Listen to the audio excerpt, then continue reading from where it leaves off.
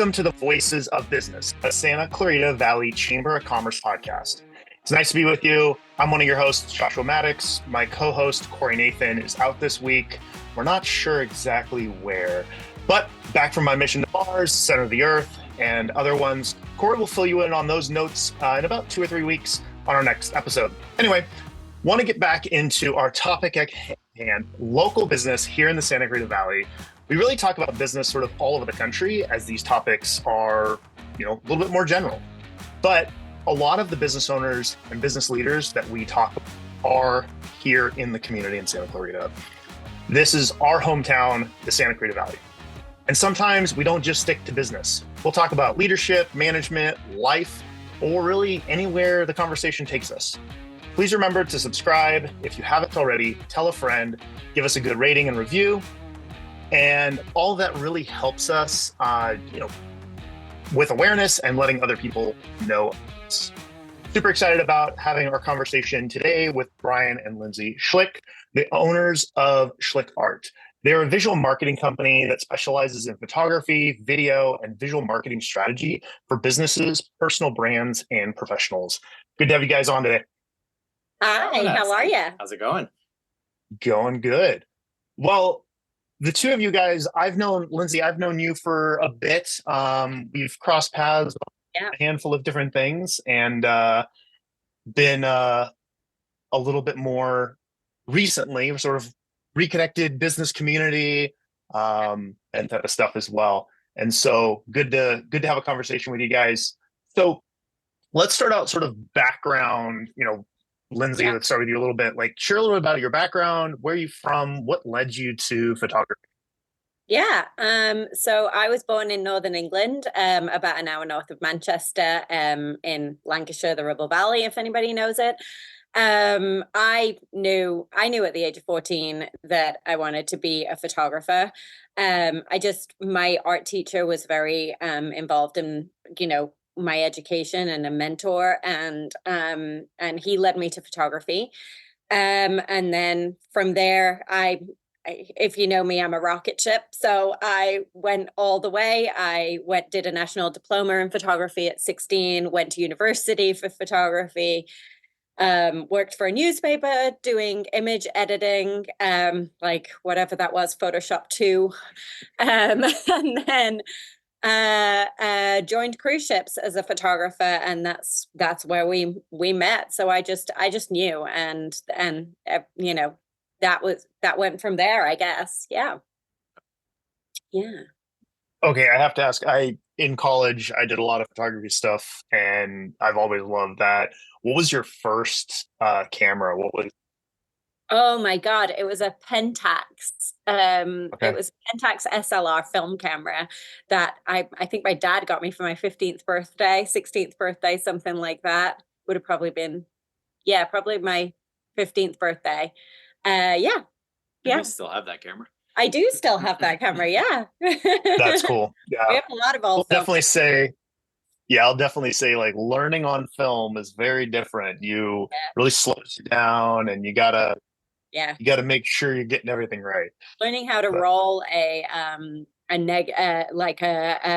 raw negative onto a spiral and put it in a dump tank. Yes. Yep. Or a know all tank. about that. Yeah. When you go to in the dark, all on feel. I did a photo trip to Zion, shot on a twin lens, medium format, did all these incredible photos of deer out in the field and all this stuff. And I rolled too tight and I scratched all my negatives. Oh no. Those are the experiences that you just have to you can't do them again. Right? You have to take the trip again. Yeah. Well, obviously, so you had this journey through photography, just through education and all of that led you to the cruise ships and then to meet Brian. So Brian, tell us a little bit about your background. How did you get on that cruise ship? What was your background in videography? Yeah, so I mean, as a kid, I'm a big film nerd and love, I've always watched living films and things like that. And eventually, it was kind of a long path, but eventually it led me to kind of a similar path to Lindsay, where it was a communications degree at Sacramento State. with the focus at the time. It was called digital video. We were the first kind of graduating class of that degree. It's hopefully called something else at this point, but at the time it was called digital video. And the path that we were kind of sold as we were graduating was you're going to go work in news. And I had no interest in working in news. Thankfully, I had a friend that I went to school with that she had already joined cruise ships working for one company. It was Carnival at the time. She asked me to come out and join her. I told her no.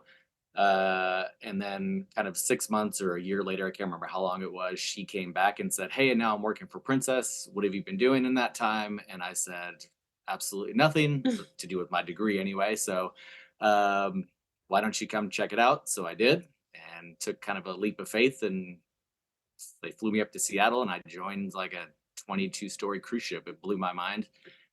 And that's how I joined cruise ships. It was a crazy, amazing experience, and obviously, it's worked out pretty well for us. We got married from it. So, amongst many other things, traveling the world and getting paid to do that, and filming content along the way, it was amazing. It's a great experience.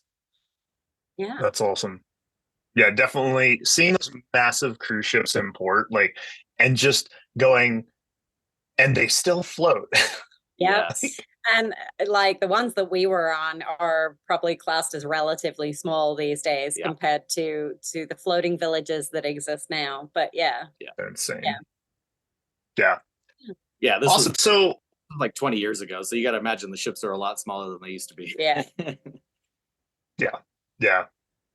So to you, Lindsay, you have a background in photography, Brian, background in, video, and sort of at the, you went through school at the sort of cutting edge of video transitioning a little bit more into digital, where some of the education institutions, and I've seen this as well, with the marketing space. I sit on some different advisor councils for Heart District or College of Canyons or some other ones, and seeing as they transition as technology changes, and although they are often, what's next, what's coming, sometimes the legislative degree name is a little archaic.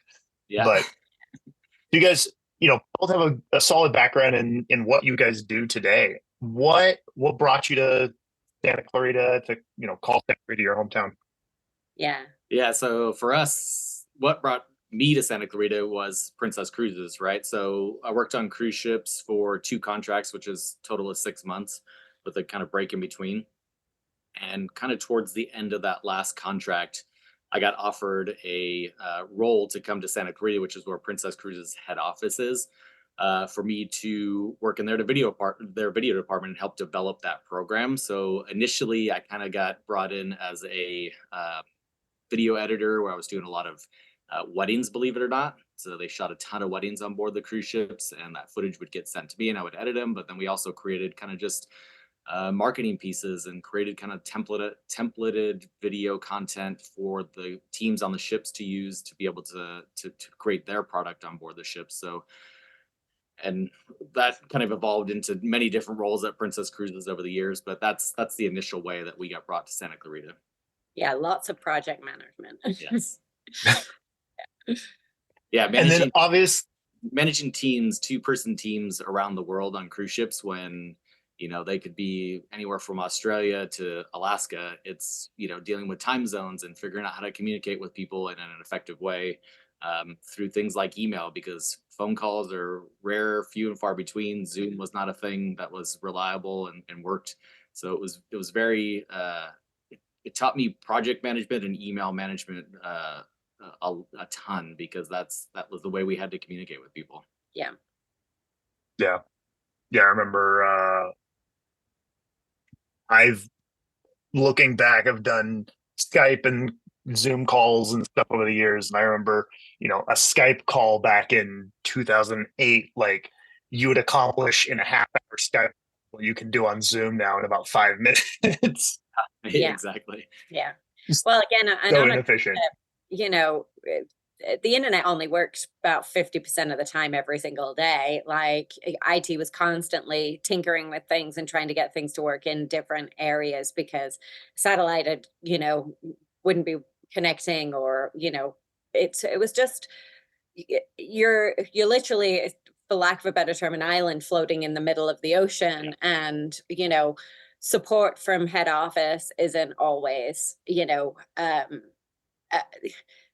they don't work on cruise ships and you do. So you don't understand their job and they don't understand your job. And, communication is tough because of, so you've got to, adapt and figure things out. And, quite often it was a bit of the wild, wild west. You're trying to figure things out for yourself and hope for the best. That head office would be like, oh, thanks for figuring that out, because we didn't have an answer for you. That's never happened before. There's so many things that were like, oh, that's never happened before. Thanks for, sorting that out and project managing that. And we're going to do it your way from now on because you figured it out. It was very much that kind of mentality, circa 2006. Yeah. Which I imagine that's changed a little bit. Just pure technology and internet coverage is better nowadays. However, out in the middle of the ocean, still not quite as good as it is, out in the middle of, the desert or something. Yes, exactly. So obviously, that brought you guys to Santa Clarita. From there, SchlickArt was sort of born. That was about 12 years ago. That's obviously 12 years is a long time for a small business. So it's something to be awesome, proud of. Yes. And obviously looking at, that business, what prompted that decision to jump into entrepreneurship, working for Princess, massive organization, going from that to, let's run the business. Yeah. So, Brian was brought to head office, but I was still a British citizen. I'm still a British citizen, but I was only a British citizen. And, I was still working on the ships. I hadn't been brought to head office. We decided to get married at the start of 2007. And then I immigrated and got my green card over here. And basically at that point, no longer worked for Princess Cruises. I didn't want to work on ships anymore. There wasn't a place for me at head office. And I didn't want to sit in corporate and, manage other photographers doing the job that I wanted to do, kind of thing. So I started working for a production company down in LA, and we would shoot e-commerce clothing, working with models all day. And we would, project manage, production projects every single day. And, I did that from September 2007 through to the company kind of dissolved at the end of the recession in 2011. But by this point, I was, managing that office and dealing with all the projects myself. A lot of the staff got laid off earlier than me, and they kept me on till kind of the bitter end. And so through that, it gave us an opportunity to decide what was going to happen next, because I saw the writing on the wall. I knew that the company was dissolving here in California. It was still existing in Arizona, but I didn't want to move to Arizona. So it gave us this opportunity to decide, what's next for us. And, it was the end of the 2008 recession, and photography jobs were kind of very split. It was either you worked for, a mom and pop photography studio shooting, you were a photography assistant shooting families and weddings and babies and things like that, or you were working for big photography productions, magazine productions, but they already had those people. And at the end of the recession, massive famous photographers took a massive pay cut just to keep their jobs working for these magazines, because photographers were 10 a penny at this point. They were everywhere, and the digital landscape had changed everything. That, you know, a lot of people were coming out of college with a photography degree, not needing to know the film aspect or, you know, the development aspect. You could do everything through, you know, Lightroom, Photoshop, Aperture, you know, back then, and what have you. So it was a different landscape. And, you know, we'd also worked in the service industry so heavily. I worked in service all the way through college. You know, we'd worked for Princess Cruises. And after you've worked in an industry like that, you are, you know, your production management is has skyrocketed. You know, you understand how something like that works. And I honestly believe that's how a business is broken down, is, you know, it's production management every single day. It's pivoting with whatever's coming up that day. It's writing policies and procedures and processes and checklists and templates and scripts and, you know, all the things, and managing that every day, which had become, by the end of it, both of our wheelhouses, whether that was, you know, through Princess Cruises, through the production company that we'd worked for, through the service industry that we worked through. So it was just a perfect fit. But we didn't want to start a photography business that, again, like photographed toddlers and 1-year-old birthdays and weddings and families and things like that. That wasn't our background. You know, our background was helping people. Our background was business. Our background was, you know, to be honest, women back then. I mean, I'd worked with models all day and, you know, knew how to pose people, knew how to talk to people to get an end result from them, you know, knew how to pull something out of somebody that they didn't know necessarily was inside them, and how to read them and be individualistic, which is one of, you know, my biggest strengths, is individualizing and seeing what people need. So, you know, we wanted to create something. We wanted to give people, women especially, you know, the real photo shoot experience, you know, but for real people, not for models. And so many people back then would look at the front of a magazine. I had a woman in a grocery store just giving herself the hardest time as we were in line, going, look at that person. I could never look like that on the front of the cover. How do they do that? And I'm like, oh my gosh, that's just smoke and mirrors. That is so easy. We can totally do that. So we started writing basically a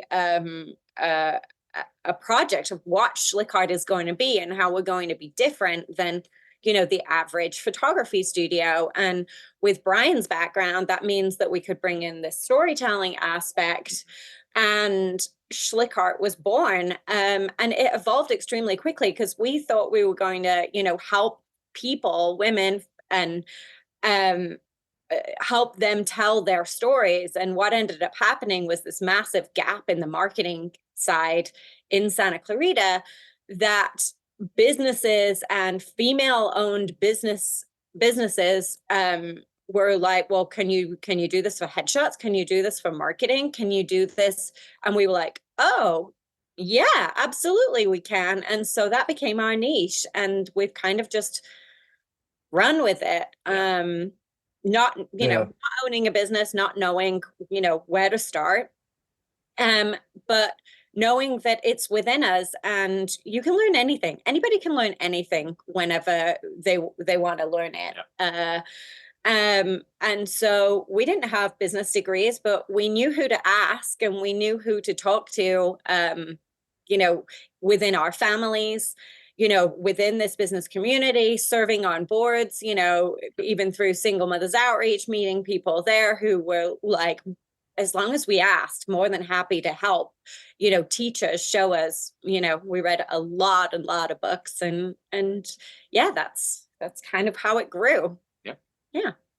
One of the things I will say, like, you guys both working for Princess, like, that's a massive experience company as well. And like, one of the things, like, I know a handful of other photographers locally, and you guys have this process and this, like, I have not personally gone through, but I have heard multiple people talk through, like, oh my goodness, it's this experience, you know, Lindsay, I've heard you guys, you know, you talk about it, And it's this experience. It's not come in for a 30-minute headshot session. No. Yeah. It's an experience along with that. It's, some of the stuff that you've talked about, that we've talked about previously, things like a photographer just giving a USB thumb drive with 50 images, and that's it. Like, there's no strategy there. That's not a great experience. So let's fix it. And that's a lot of what you guys did, was the problem solving aspect of the industry, which is what you guys both sort of trained on a cruise ship in the middle of the ocean. How do we problem solve this? Yeah. It is throughout our entire business. We joke, and I steal this from Rachel Cosgrove from Results Fitness, is everything has a template, a checklist, and a script. And everybody's been and had a photo session at some point, whether that was just a family photo session or whether that was are you writing that down? Are you going to interview Rachel and be like, Lindsay says you totally should? She'd be awesome for this podcast. But it's everything that we do here at SchlickArt has an aspect of that. And anybody who's been for a photo session, whether that was just, a kid's photo session, a family session, or this, that, and the other, a lot of photographers, and it's not their fault. They just haven't had the same level of experience that we've had, or the same experiences that we've had. We'll go in there and be like, it's a candid but fun shoot, which is a code for like, we're just going to see what happens and see, how people behave and just go with it. And the photographer is going to take 1,800 photos and give you 20 good ones. I mean, anyone can come in with a camera and halfway decent lighting and take 4,000 images and get a few good ones. Yeah. But beyond that, what happens, regardless, even if the family walks away with 20 amazing shots, that's a win. However, the person, the dad who didn't sign up for this in the first place, or you're going for a headshot session because your boss at a corporate bank is telling you that we're updating all the headshots and this is the worst day of your life. They'd rather go to the dentist than have their picture taken. Their experience throughout the whole thing is they're in their head and they are just like, oh my God, this is the worst day of my life. I am overweight. I look terrible. I don't know how to do my hair and makeup. I don't like my hair right now. I don't like my clothing right now. I don't like my life right now. And if you are not communicating with that person, they stay in their head throughout the entire process.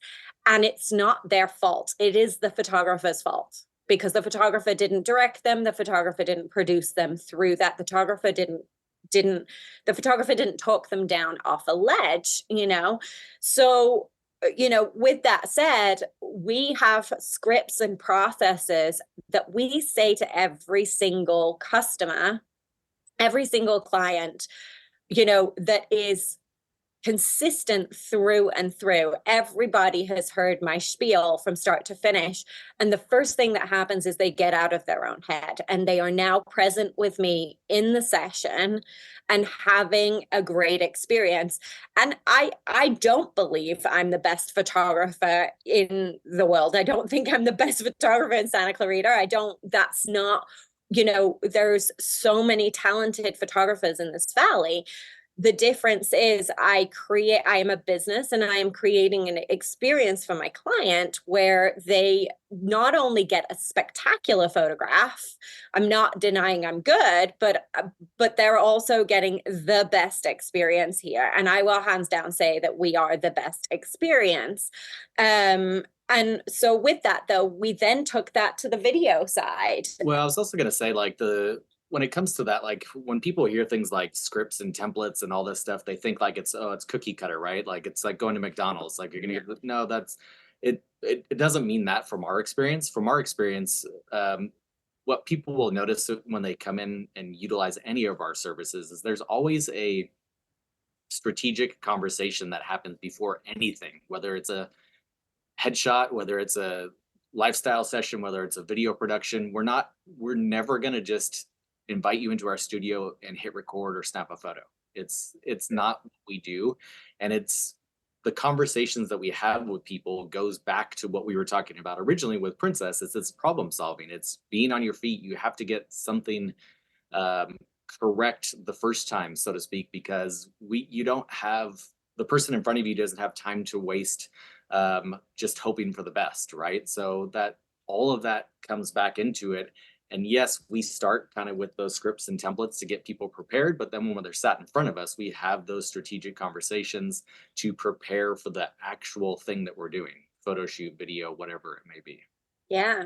And I would say it's definitely bled into the video side of it, quite heavily. Because again, we're not showing up at a business going, what are we videoing today? We have researched that company from start to finish. We've written questions directed at them. We've written a behind the scenes, a B-roll shot list of everything that we're going to do. And then we sit down and go through with the client and make sure that we're on the same page before anything is even recorded. But again, what that's done is gotten the client out of their own head and present in front of us and invested. And so it's just, we leave the session and they are like, oh my gosh, that was an amazing experience. And that is the key over everything, especially in this market. I mean, hell, you can take an AI photograph right now. You can sit in your living room and you can put it together and use that, over and over and over again. Are you sat though in your own head going, is this good enough? Like, does it look like me? No, you still have those senses of doubt. And that's why you hire boutique, high value experiences, whether that's a photo company, a website company, a financial advisor, an attorney, and so on and so forth. Boutique industries are going to survive any market because they create a level of experience that helps the client. Yeah. And that's where, looking at the templates and the processes and the procedure aspect, we have the same thing when we're doing a website, content strategy, any of that type of stuff. And oftentimes we have clients that are like, oh, you have a templated process. And it's like the end result is not templated. Like, no. If you go into a 5-star Michelin restaurant, you want them to follow a recipe. You don't want them to just wing it with some, random person that they found off the street to cook you a dinner. Like, you want it to be an experience and you want them to follow a process. That kitchen, that staff, like, they follow a process and it's an incredible experience, an incredible dinner. Yeah. That's the same for a boutique business. Moreover, with that is, if you're in a Michelin star restaurant and the table in the corner is getting way better service than you and getting a better experience and getting all the stops are being pulled out for them and you are being ignored, it is not a consistent process all the way through that every single client is feeling that love, right? And that's where, those processes being put into place, whether you're a Michelin star restaurant, a financial company, a photographer, or a marketing company, is every single person leaves that company going, wow, I got that experience. They talk to their friend and they're like, oh, did she tell you this? Did she talk to you like this? And they're like, oh my gosh, yeah, that was awesome. I saw that part. They're not going, no, she didn't give me that option. It's creating that level of value. Yeah. Yeah. So I think many business owners and leaders often overlook the power of visual marketing, or they feel like they just don't have time to invest in it. In some cases, they may not realize like how critical this is for both their personal brand or also like their business. What would you guys tell someone, or how can storytelling through visual marketing really help transform a brand or a person's personal identity? Yeah, I think one of the main things that we always look at when it comes to, putting yourself out there through photography, video, whatever it may be, telling your story and getting people to understand who you are and why you do something is super crucial. Like, we see businesses pop up all the time, whether that's here in Santa Clarita or wherever, that just announce, hey, we're open, we're do this thing, whatever it may be, and that's it. And we have no idea who's behind that business, why they started that business, who we're going to see when we actually get there. Like, there's no insight into what you're going to see, what you're going to feel, what you're going to experience when you get into that space, whatever it is. Like, we can use all the same examples: financial firm, red light sauna place, whatever, restaurant. Like, you want to know what you're getting into before you get there. I'm a notorious researcher. I say, we'll use the restaurant as the example. Somebody invites us to a restaurant. The first thing I do is I go on their website and see what it looks like, obviously. And then I go to the menu and almost pre-order. I'm that kind of nerd that sits on the menu and goes, oh, I know what I'm getting before I get there.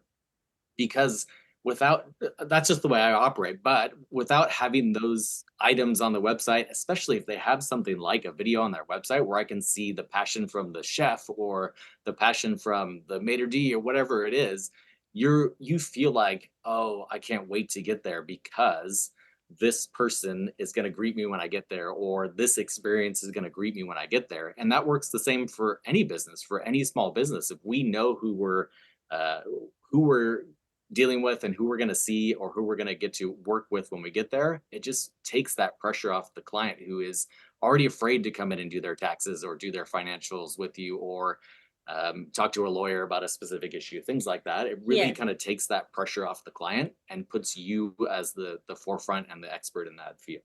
Yeah. And as a small business owner, I think we're all guilty of this. We know ourselves, we know our business, we know what we're trying to create. We've written the mission statement, we've done all of those things. And we fall into a habit of, but they should just naturally see this about me because I did all this work on the back end, right? Yeah. But if you start looking at behavior, especially where we are right now, and being futuristic of the generation of customers that are going to be buying from you over the next 15 to 20 years, if you look at their behavior, they don't want to get on a phone and talk to anybody.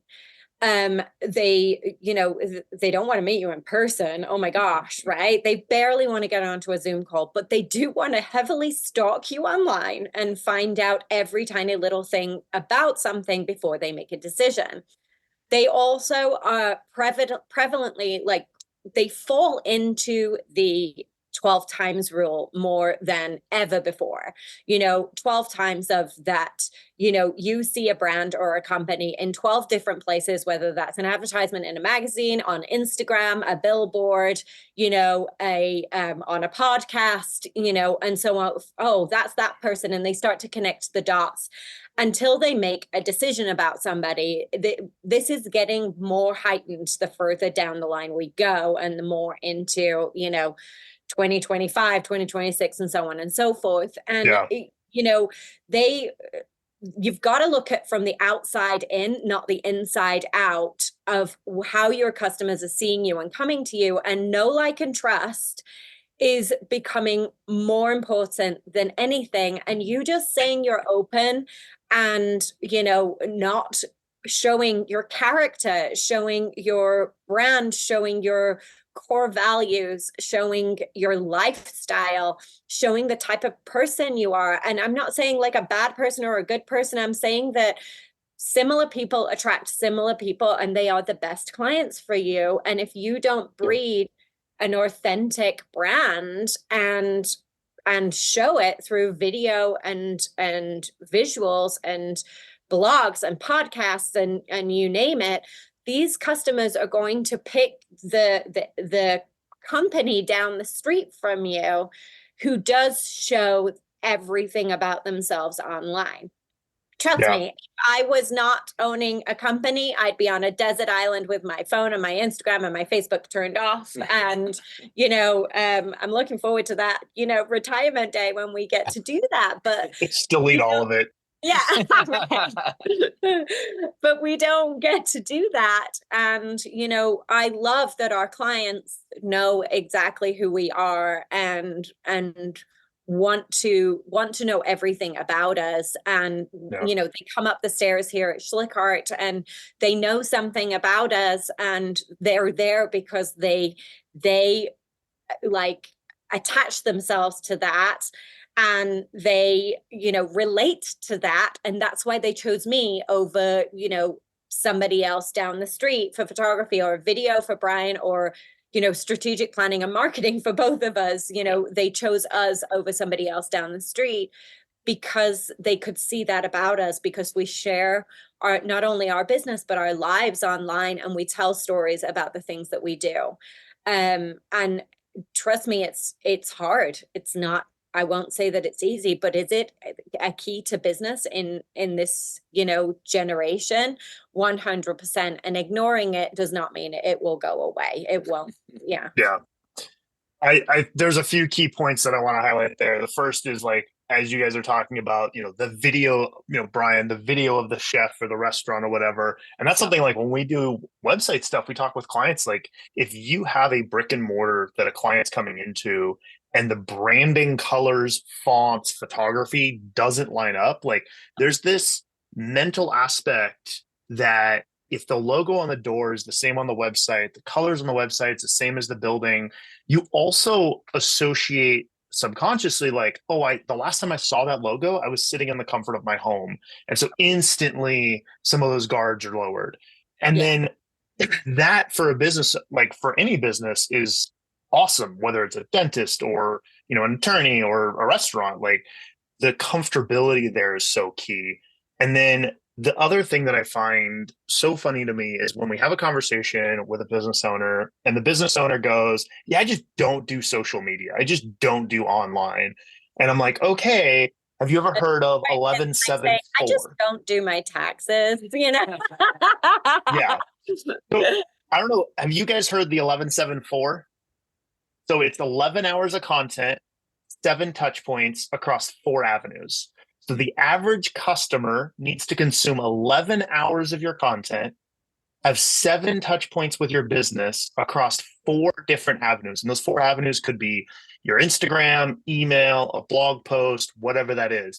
But if you as a business owner cumulatively only have 2 hours of content online, like, they don't even have enough content to consume to know, like, and trust you and feel comfortable enough to buy, which means you as the business owner now have to do all of that convincing. And if you're doing all that convincing during the sales process, that is the perfect formula to create a regretful buyer. And it's a terrible situation. Yeah. Yeah. No, absolutely. I mean, beyond that is the time commodity of repeating yourself over and over and over again. Oh my versus gosh.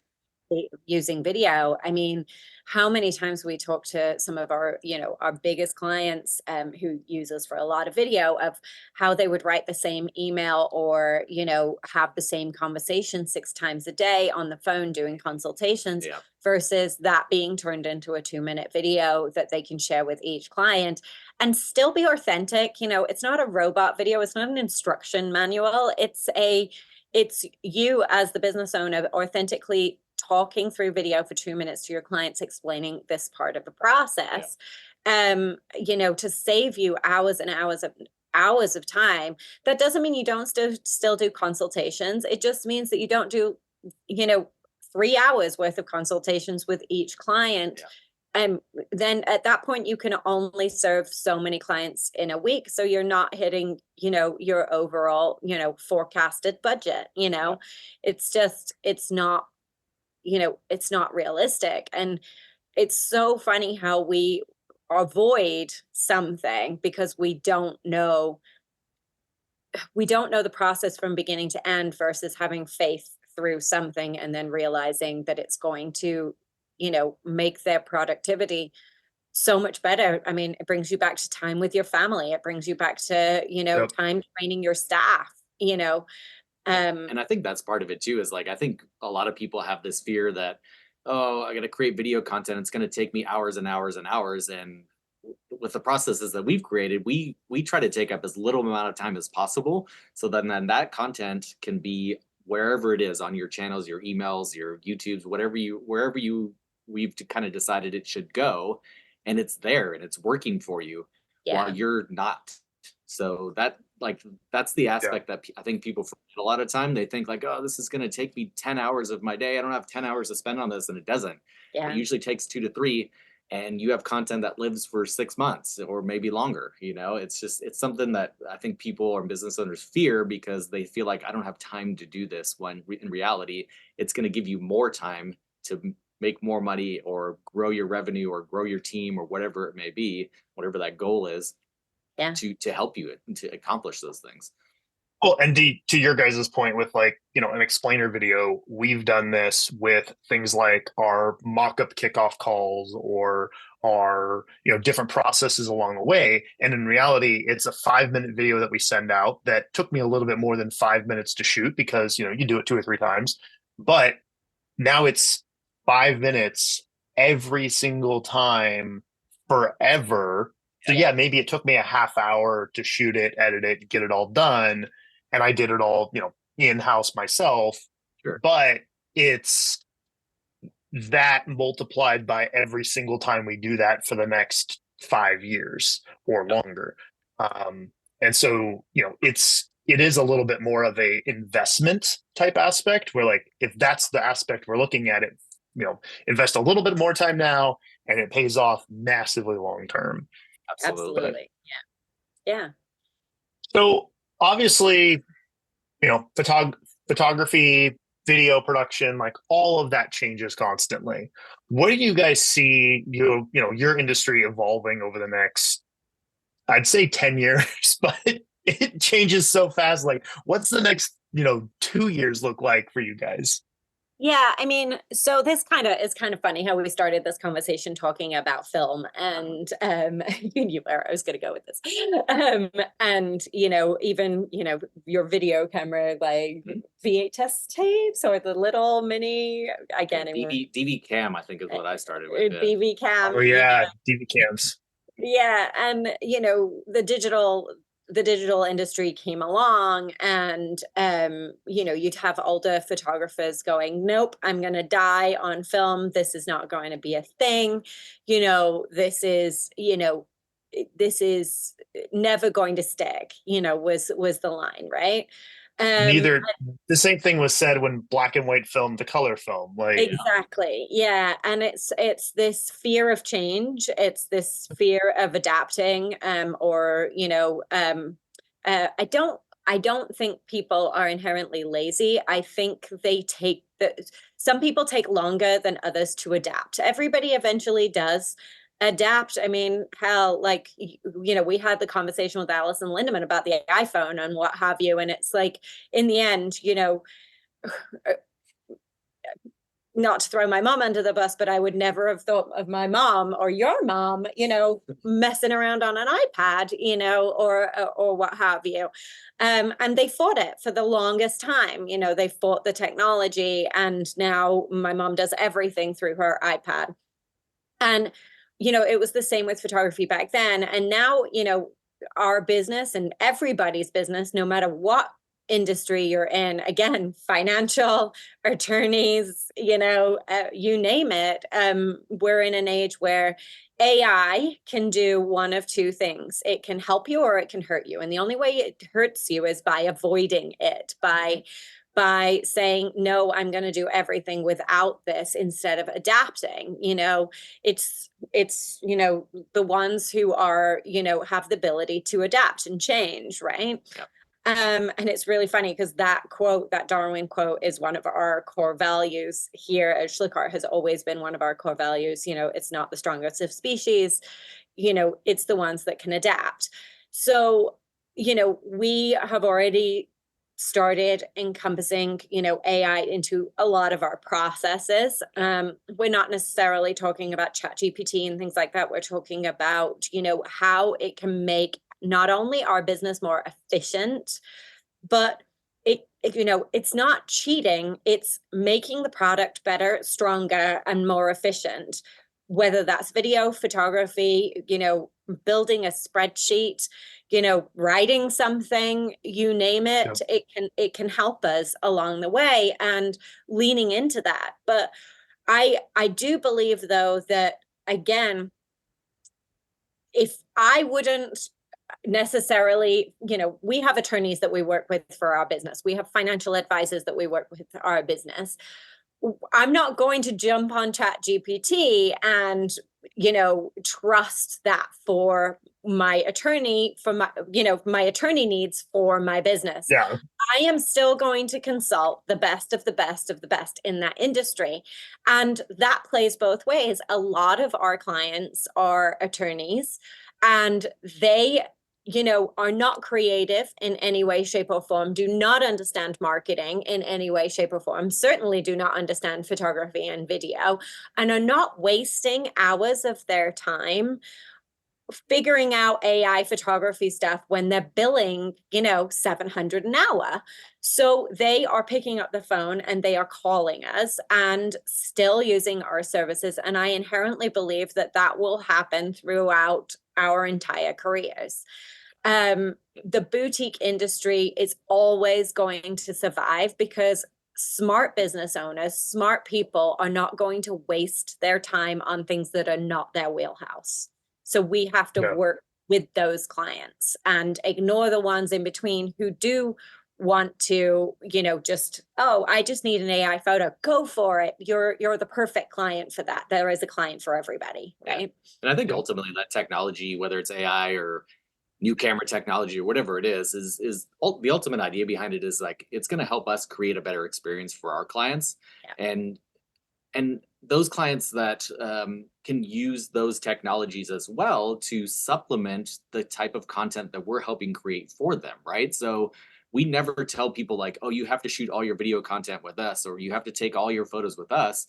There should be some stuff that you do on your own, a selfie or a video that you just shot in front of your desk because you had a really good idea and you wanted to get that information out to people.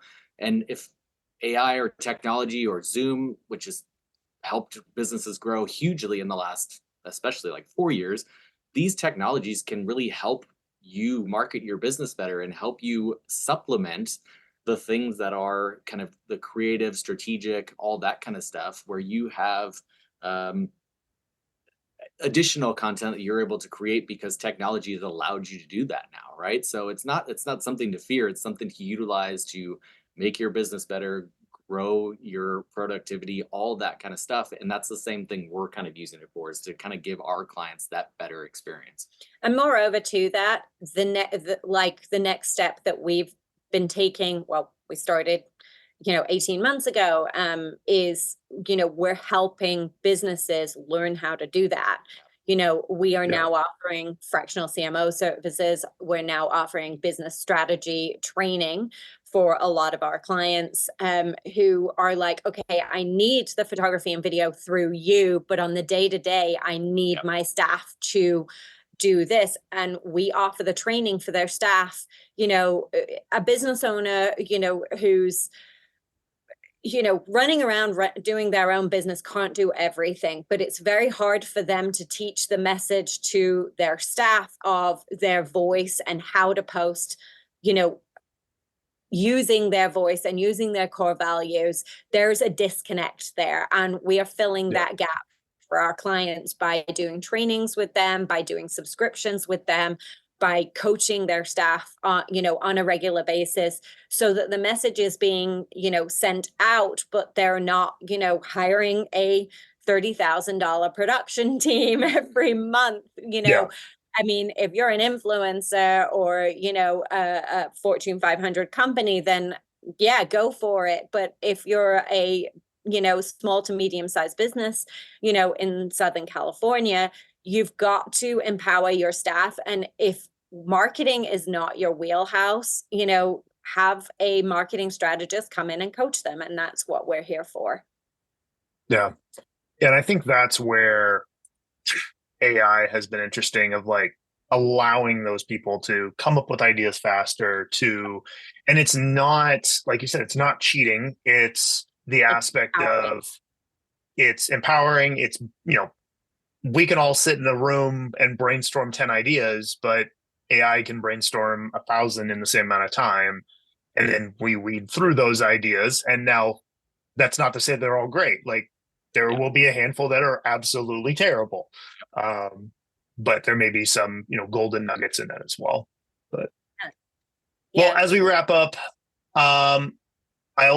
we like to talk through as business owners, there's a lot of great stuff that you guys have celebrated over the years, the stuff that you guys have been able to do, the clients you've been able to work with. But at the same point, like, you're running a small business. It's not all, sunshine and rainbows.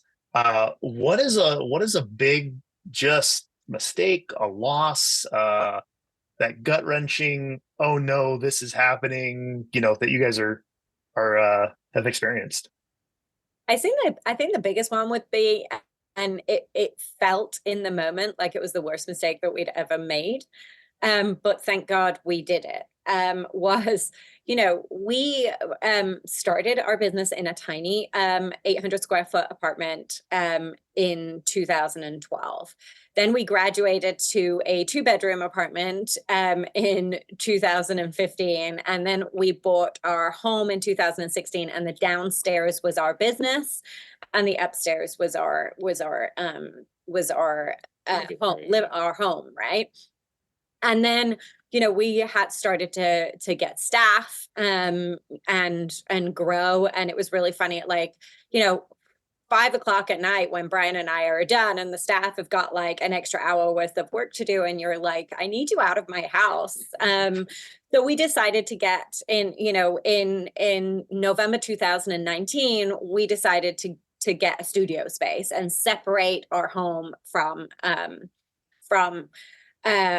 our studio. And so we found a beautiful space next door to Pocock Brewing Company. Todd from Pocock actually helped us find the space, and we fell in love with it, but it had not been touched since 1979 or something like that. The walls were yellow from people still smoking in offices, and it just literally had never been touched since then. And we did a full refurb of the entire space and spent a lot of money, beautifying and making it the SchlickArt studio that you expected. And this ran through January and February of 2020. And we moved into the studio on like the 13th of March. We had our chamber ribbon cutting the weekend of, no more than 100 people in a room, no more than 50 people in a room, all that fun stuff. And then the Monday, which I can't remember the date, I want to say it was the 19th of March, something like that, was everybody must go home, 2 weeks to flatten the curve, which none of us believed, and the heartbreak of, we have invested a lot of money in a space that we are being told that we're not allowed to go to, and we're taking everything home again, so we left the majority of the stuff in the studio, but we took the computers home. We were, instead of taking the desks home, we were working off folding tables in our living room. Our cat 11, which, famous 11, was like, what are you doing here? Like, get out of my house. Like, he hated us being there. We hated being there. I cried all the way home. And we were just like, what have we done? But in hindsight, I think it was like around May 16th, we were allowed to come back to work one client at a time.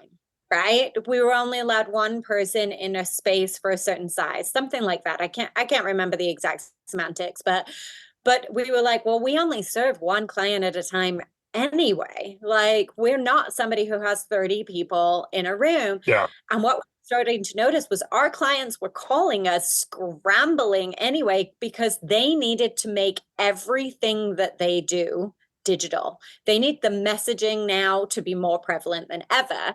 They needed videos up the wazoo, to get information out to their clients, because they could no longer meet in person. They could no longer have people at their office. They needed to give instructions for protocols of what was happening with their business. And people were calling going, when are you back? When are you back? When are you back? And it was like, well, technically we're already back. What do you need? How many people? And we had to manage it. And so if we'd have stayed in our home, they wouldn't have been allowed. You weren't allowed people in your house. Yeah. You were allowed people at your office. So if we'd have kept the studio at the house, we wouldn't have been able to go back to work. And we knew photographers who didn't go back to work for a year, video people who had to, get another job and completely quit their careers during COVID because their studios were in their homes. And I think like the biggest thing too is like during that time that we were at home, we were still marketing our business and thinking strategically, not just kind of going, we didn't like, quit. Yeah. we're here. I don't know what to do now.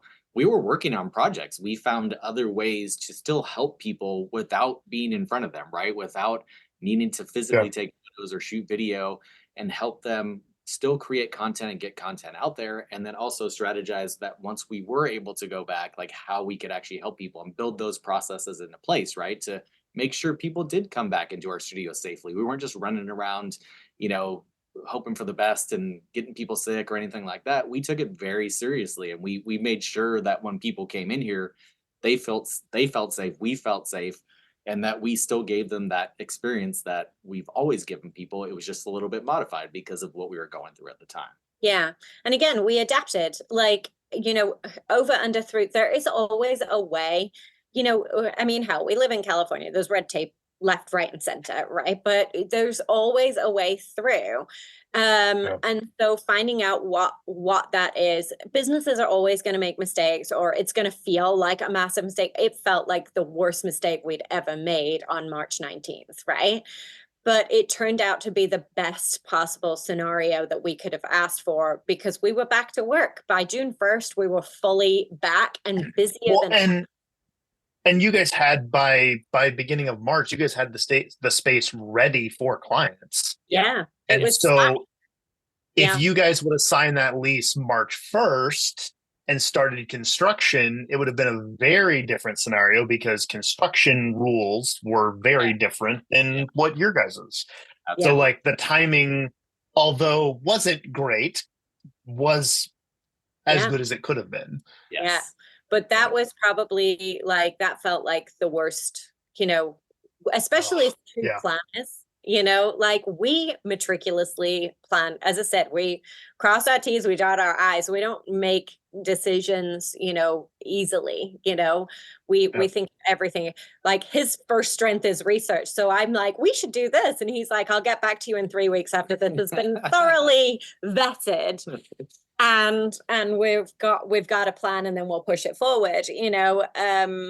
It pulled the rug out from underneath us, but then ended up being the biggest blessing. And we love this studio space. It's, we get so many compliments when people are up here. It's beautiful. It feels like a home. It's not, a traditional warehouse, like cold studio space. It's creative and inspiring, and I think that's really helped our clients through COVID. Yeah. Awesome. Well, as we wrap up, do you guys have any questions for me? As we finish this up. You do?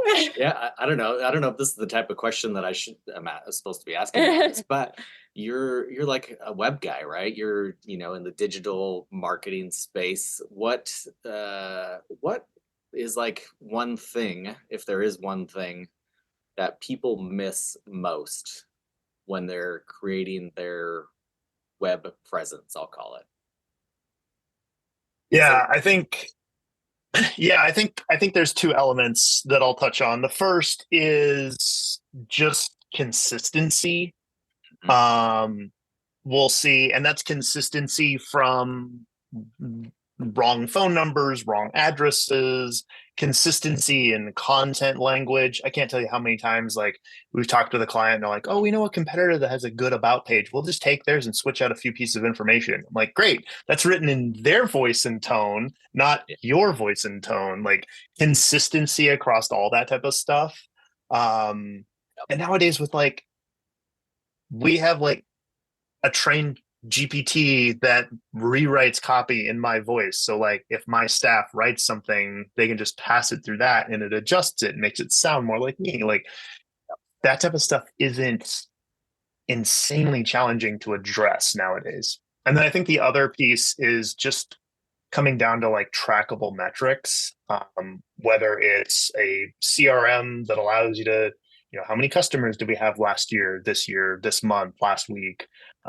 Because business owners oftentimes, like when we come in for marketing, we're like, you want 10 new clients. That's great. What's your conversion rate? They're like, we have no clue. I'm like, well, then I don't know if I need to give you 10 leads or 10,000 leads. Like those are very different numbers, which means very different cost perspectives. And so I think for a lot of businesses, like the more data you can have on that and the more information, like it helps. Yeah. Yeah. No, that's great. That's fantastic. So how can people who are listening find out more about you? Obviously, if they Google search you guys, like you guys have a lot of content online, whether it's LinkedIn or Instagram or Facebook, or you guys are pretty easy to, stumble upon. Yeah. We are everywhere, as people like to tell us, but that's what you get. We're marketers, so we know where to be everywhere. SchlickArt.com is a great place to start. Our website is our home online, and there is so much great content there. Our blog, we have had a weekly blog for seven years now, which is an education source. We don't write, hey, look who we photographed this week. It's literally an education piece for people who want to know how to market their businesses better, know how to use their photography assets better, know how to use their video assets better. So if you're looking for easy education, our blog on SchlickArt.com is the best place to be. We also have an email newsletter that goes out at least once a week, sometimes two, where you can find us on Facebook, Instagram, LinkedIn, YouTube, Google My Business. Yeah. Got all of it. Or any Santa Clarita community event. Yeah. We will be there as well. We are heavily invested in this community. It's a spectacular community, and we love being residents and business owners here in Santa Clarita. Come say hi. Yeah, come say hi. Awesome. Well, is there anything important or that you guys want to touch on briefly as we wrap up that we maybe didn't cover, or if there's any other topics? I think we covered a lot, right? We did. We the longest blogger. Yeah. Hopefully we don't have an hour and 20-minute podcast. Right. The longest. Yeah. We'll see as Corey goes through this one. We'll see what happens. So awesome. Well, as always, please rate, follow, and review. Whatever podcast platform that you listen to us on. You can always find us at The Voices of Business on social media, and we are working to update our Instagram, Facebook, and some of those other platforms. We'd love to hear from you. If you've got any feedback, feel free to reach out, and we'd love to have you on. Thanks again for listening. Until next time, thanks for listening to The Voices of Business.